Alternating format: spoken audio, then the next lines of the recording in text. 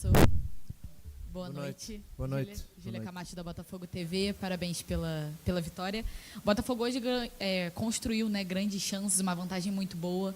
E, claro, pensando também em manter essa sequência, também a confiança para os próximos jogos. Queria que você falasse também, analisasse a partida de hoje, pensando também na vantagem, nessa grande vantagem que o Botafogo constrói para o jogo de volta. Obrigada. Boa noite. Feliz pelo resultado, em primeiro lugar. Olhando para os resultados de ontem, não houve resultados elásticos e normalmente a Copa do Brasil tem um bocadinho disto. Não só no Brasil, a de Portugal é igual, tem muita surpresa, porque muitas das vezes os jogadores têm a tendência de olhar para com quem jogam, contra quem jogam, e às vezes baixam um bocadinho a guarda. E o primeiro grande elogio que eu tenho que fazer é a forma como a equipa entrou no jogo.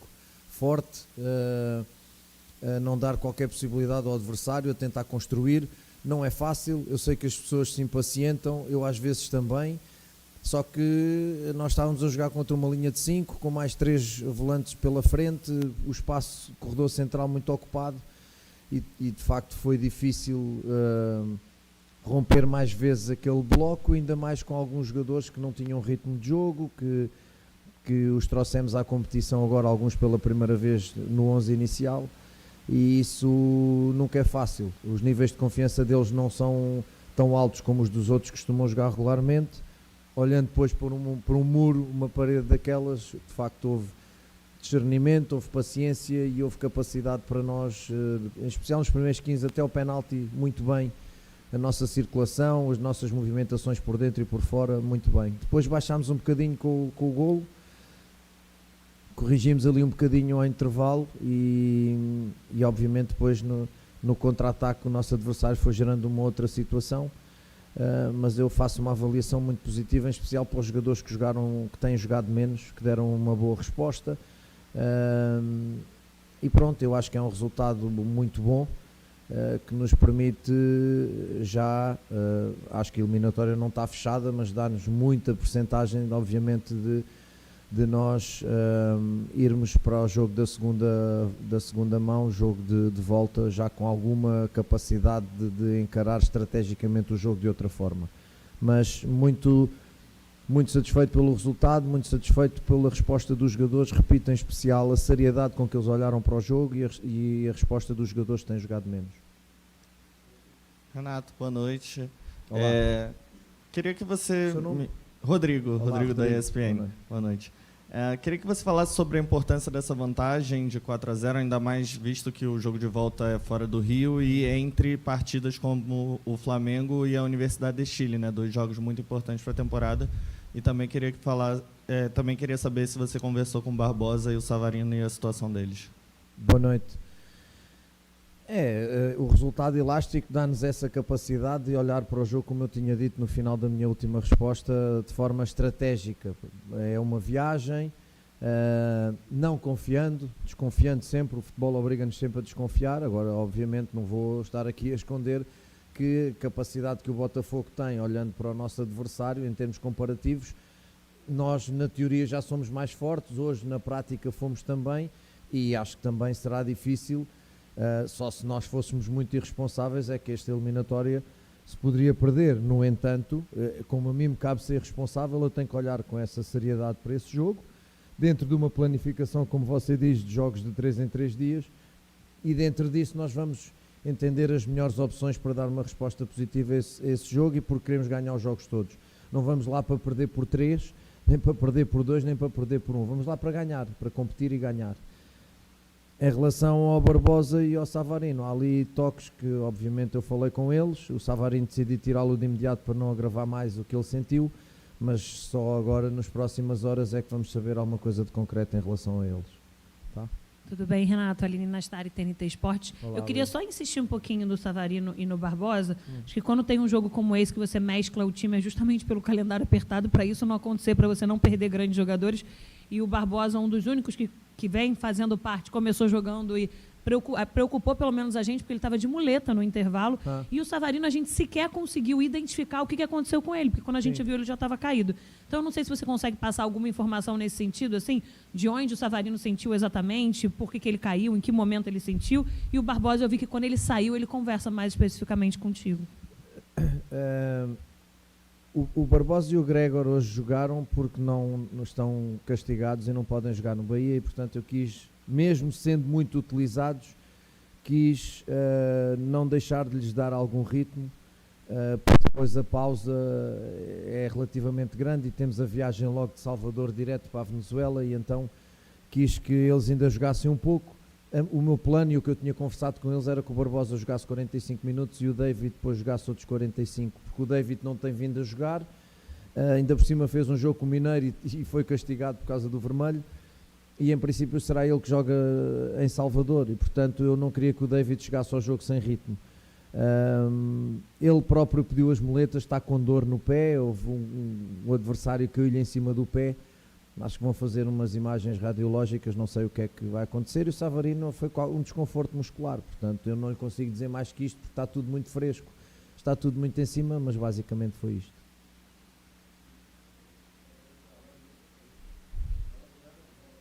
Olá, Alain. Não está ligado, não está ligado. Não. Então não está. Vamos lá. Agora foi. Ah, beleza. Bom, Alain Viana, Visão Olá, Botafoguense. Bom, alguns jogadores hoje tiveram a possibilidade de jogar mais tempo de uma partida, né?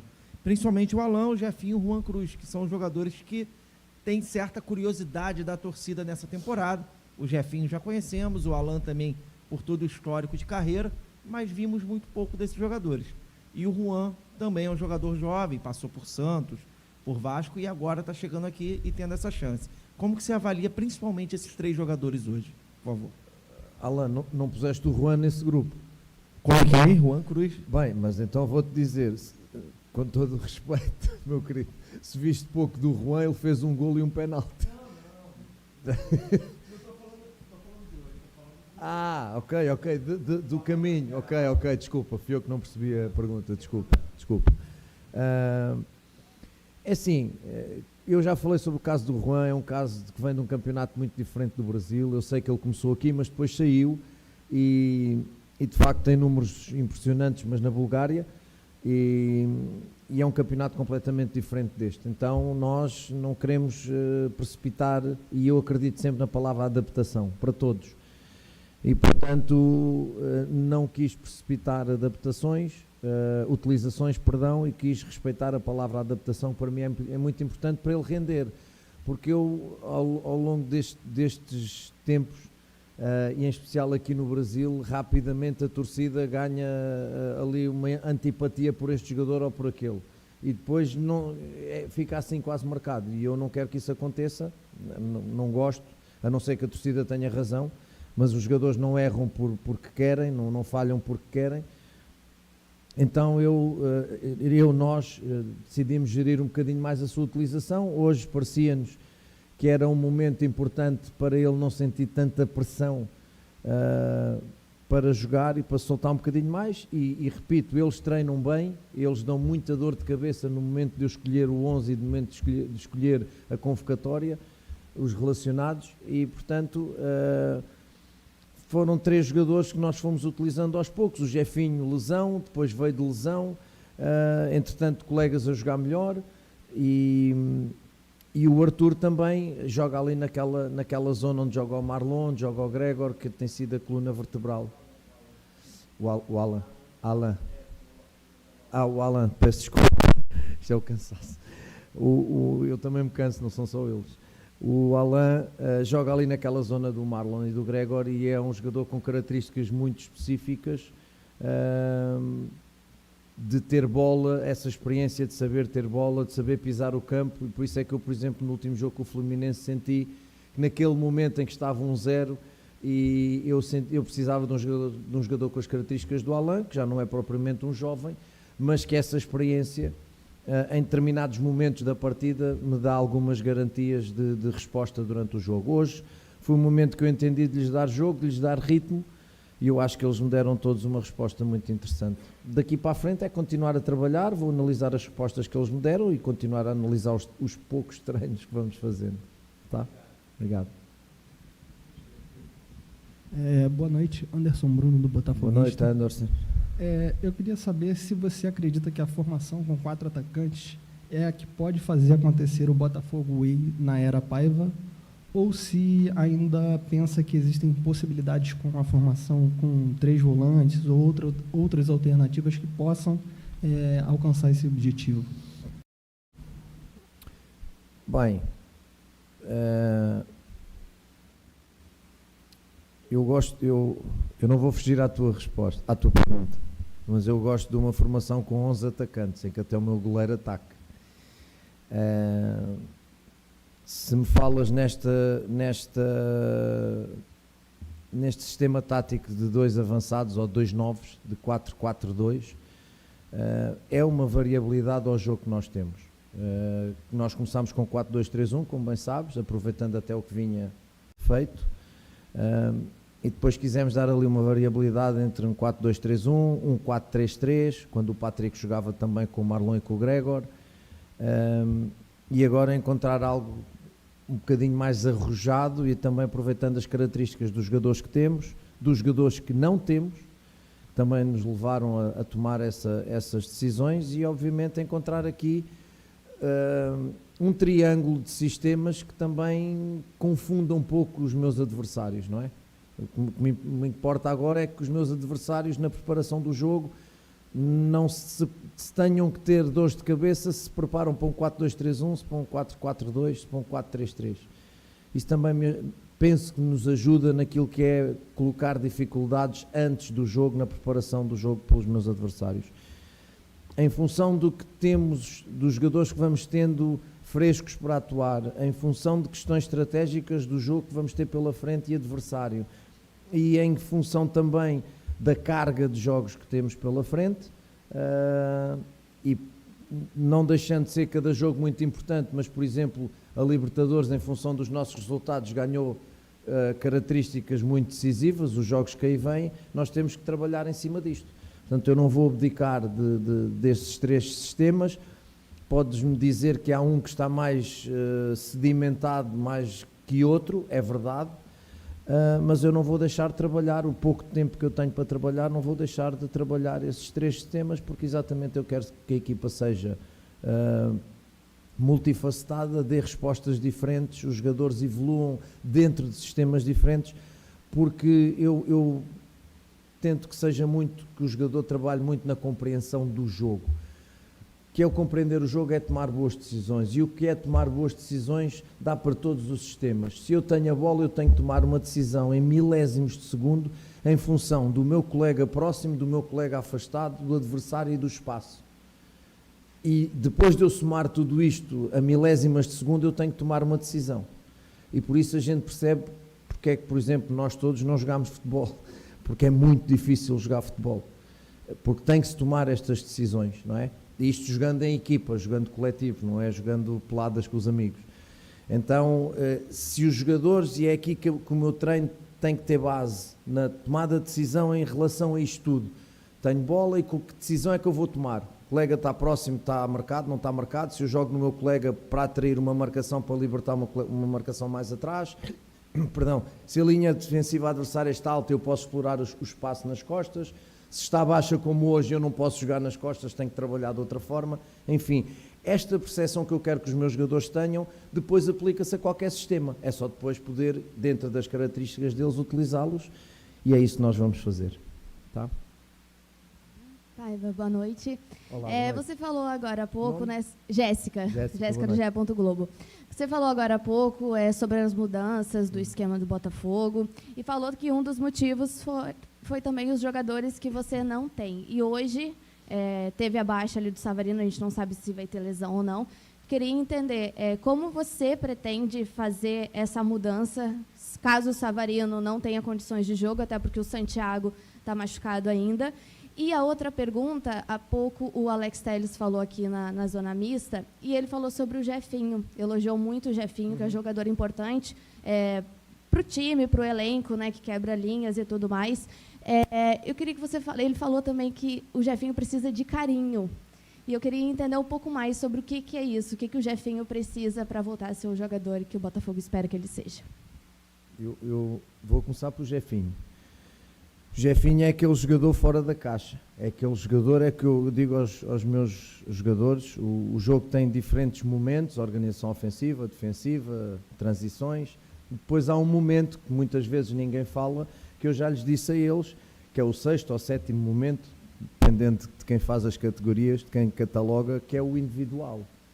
Esse é um momento que ninguém trabalha e é o momento em que o jogador tem que ter liberdade para decidir e para desequilibrar em função das suas características. Se o jogador é muito rápido, é nós aproveitarmos essas características. Se o jogador é um driblador, é criarmos condições para que esse jogador receba uma bola e possa driblar no 1 contra 1.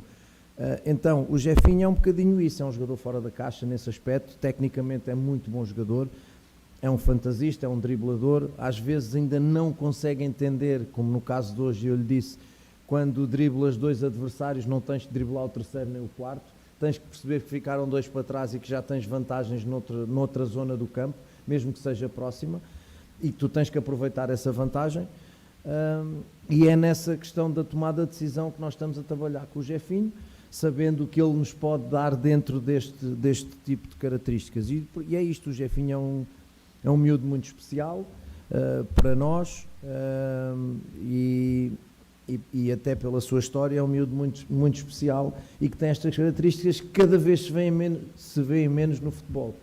O futebol cada vez está mais automatizado no passe, no desmarca, na tabela, na combinação direta, e nós já começamos a chorar por aquele jogador que faz coisas diferentes, não é? Que de repente saca um coelho da cartola, como se costuma dizer, e faz uma grande jogada individual. E nós temos que fomentar e potenciar estes jogadores, mas dentro de um coletivo. Senão o Jefinho joga sozinho e os outros 10 ficam a olhar para o Jefinho. E não é também isso que nós queremos. Nós queremos que o coletivo potencie as qualidades do Jefinho, mas muitas vezes seja o Jefinho, com a sua irreverência e a sua fantasia, a potenciar as qualidades do coletivo. E é aí que nós estamos a trabalhar.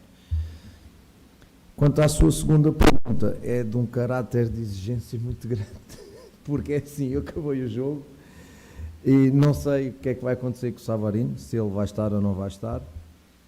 Eu já tenho que chegar a casa agora e olhar para o que tenho à minha frente, já tenho o Bahia bem estudado e agora perceber, já tinha um plano com Savarino, e agora tenho que chegar a casa e montar um plano sem Savarino, mas não lhe consigo dizer ainda porque ainda não pensei no assunto.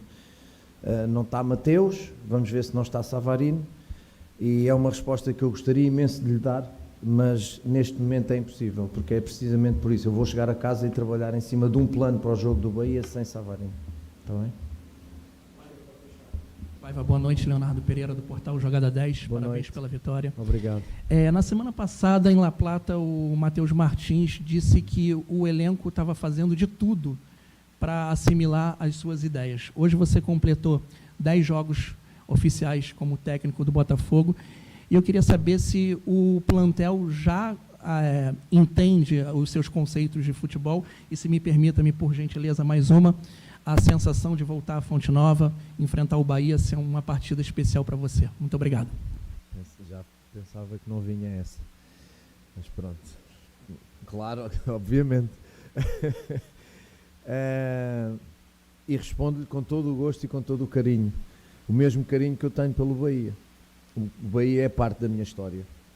O Bahia abriu umas portas para trabalhar no Brasil, é parte da minha história, muito orgulho em ter representado aquele escudo, aquele grupo de jogadores, aquela torcida, muito orgulho. Adorei Salvador, é uma cidade fantástica.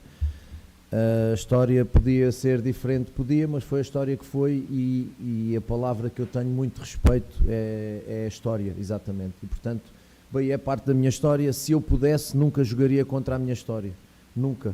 Mas como não é possível, hoje represento o Botafogo com o mesmo orgulho. E obviamente vou entrar na Fonte Nova com imensa vontade que o Botafogo jogue bem e ganhe o jogo, ponto final, parágrafo. Mas não é contra ninguém, é pelo Botafogo. Eu não consigo estar na vida contra ninguém, eu estou na vida por